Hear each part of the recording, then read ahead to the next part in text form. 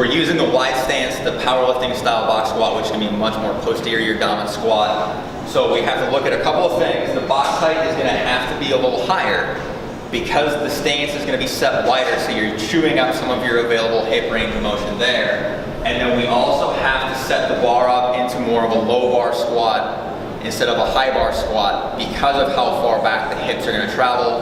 We still wanna keep the bar centered over the feet.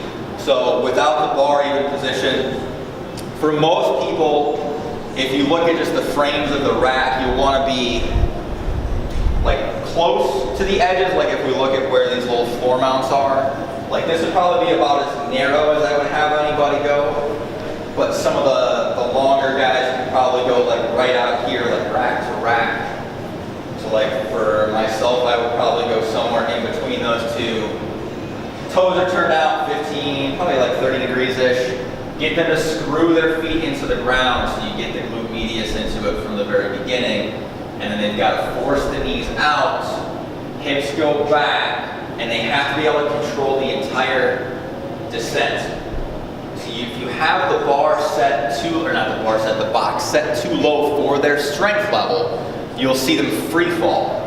So what I'm talking about is this. So again, low bar position is going to be down here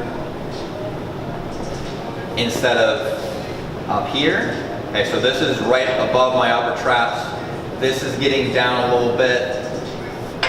You will find that with the low bar, it's hard to keep the elbows under the bar, so letting them go back this way is going to tend to work a bit better.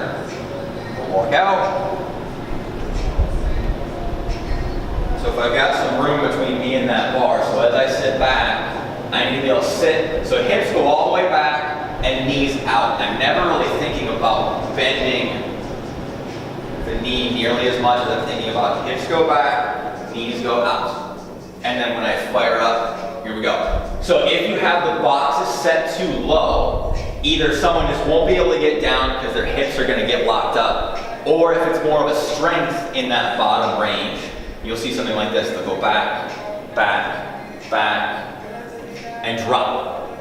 And then they'll have to rock themselves up to get off the box. We want to be able to exercise complete control.